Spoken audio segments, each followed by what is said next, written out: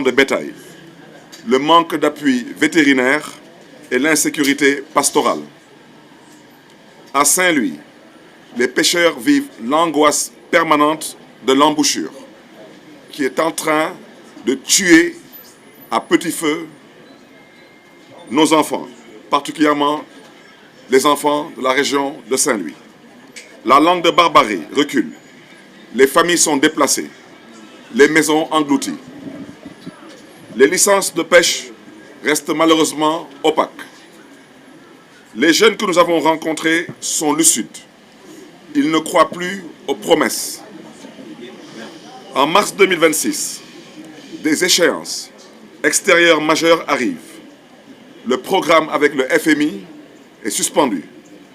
Le risque de défaut de paiement, chers compatriotes, est réel. Quand un gouvernement passe son temps à éteindre ses propres incendies financiers, il ne peut gérer les urgences, a fortiori planifier le développement. En ce sens, la mort tragique de l'étudiant Abdoulaye Ba est impardonnable. Je promets à la famille de la victime, aux Sénégalais et plus particulièrement aux étudiants que justice leur sera rendue. La justice n'est pas négociable. Et je voudrais le dire avec force, ce que nous avons vu à l'université Cheikh Anta Diop de Dakar sera puni et sanctionné. C'est inadmissible que la police, qui doit maintenir l'ordre, je parle déjà en tant que maire de Dakar, parce que l'université de Dakar est au cœur de Dakar.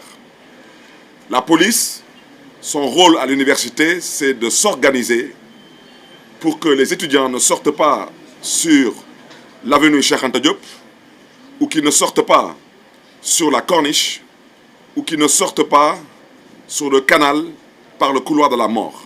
C'est ça le rôle de la police. Le rôle de la police n'est pas de rentrer dans l'enceinte de l'université Cheikh Anta Diop et de faire de poser des actes plus ou moins qui ne relèvent pas du maintien de l'ordre. Ce que nous avons vu à l'université Cheikh Anta Diop, c'est du désordre. Nous avons tous vu des policiers entrer en plein jour avec du matériel lourd, accompagnés d'une élite spéciale de la police, en l'occurrence la brigade d'intervention polyvalente. On les a vus défoncer les pavillons, on les a vus rentrer dans les pavillons, on les a vus défoncer les chambres, et la suite, nous la connaissons. Ces actes seront punis. D'autre part, Sénégal Béni Bokk s'inquiète du subit incendie au ministère des Finances, du subit cambriolage à la direction informatique du Trésor, de la subite cyberattaque contre la direction de l'automatisation des fichiers. Nous avons déjà été habitués depuis quelques années à une stratégie qui s'adosse à de la manipulation.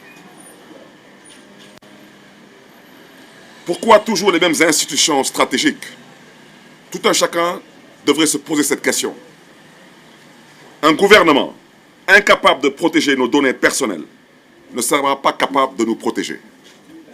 Nous exigeons une transparence non négociable sur le patrimoine commun des Sénégalais, notamment les recettes issues du pétrole et du gaz.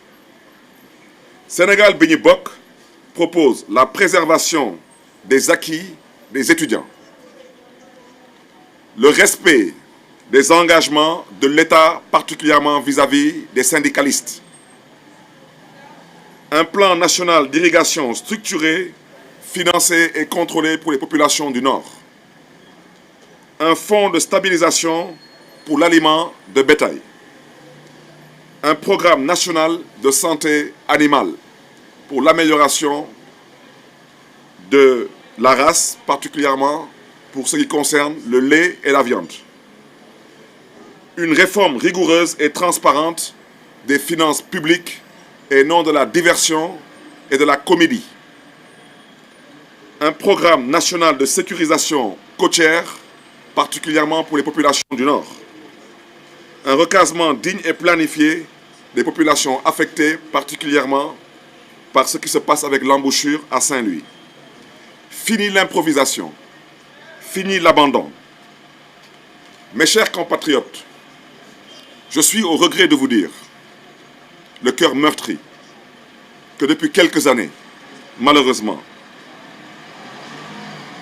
on vous a habitués au mensonge et à la manipulation. Et malheureusement, vos vies ont été empoisonnées par ce mensonge. Quant à vos destins piégés par la manipulation. Et on vous invite à un réveil et un sursaut national. Le Sénégal ne manque ni d'eau, ni de terre, ni de talent. Mes chers compatriotes, le Sénégal est malade. Il est malade. Cette maladie, malheureusement, n'a pas de nom. Il est malade parce qu'on vous avait vendu un duo. Et ce duo, aujourd'hui, se trouve être une grosse déception. Aujourd'hui, malheureusement, ce duo n'a toujours pas compris qu'on ne les a pas invités à occuper un canapé, mais plutôt un fauteuil. Le fauteuil ne peut être occupé que par cette personne qui a été élue par les populations sénégalaises. Si cette personne comprend définitivement qu'elle est bien élue par ces populations et que cette personne accepte de remplir pleinement sa fonction. Et je le répète, le Sénégal est malade, il manque d'autorité, il manque de leadership et il manque de vision. Un État, c'est un État qui doit protéger. Un État, c'est un État qui doit planifier. Et un État, c'est un État qui doit assumer. Et c'est là où on vous invite, Sénégalaises, Sénégalais, à comprendre que le Sénégal a besoin d'un président de la République. Un président de la République avec une ambition et avec une vision. Et c'est la raison pour laquelle Sénégal Béni Bokk a décidé de mettre une fois de plus, et de le rappeler, l'humain au cœur de ses priorités, de ses urgences, de ses politiques. L'humain, nous devons le construire. L'humain, nous devons nous assurer qu'il puisse être éduqué et qu'il puisse être en bonne santé.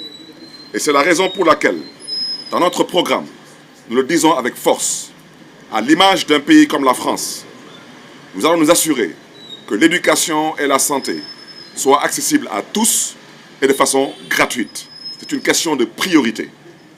Aujourd'hui, la priorité de ce régime n'est pas de payer aux étudiants des bourses, mais plutôt de prendre dans la caisse nationale 5 milliards pour soi-disant indemniser des insulteurs, des casseurs et des voyous. La priorité de ce régime aujourd'hui, ce n'est pas de maintenir certains acquis comme les bourses familiales, mais c'est plutôt d'acheter à des députés des véhicules à 50 millions. Je ne dis pas qu'un député ne doit pas être véhiculé, mais c'est une question de priorité. La priorité pour ce régime, ce n'est pas aujourd'hui de baisser le coût de la vie au Sénégal.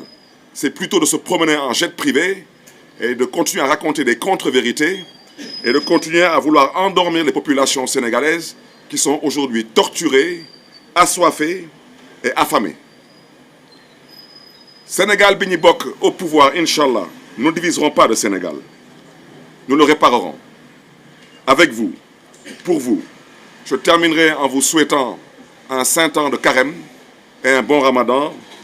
Vive le Sénégal libre dans une Afrique prospère et digne. Je vous remercie.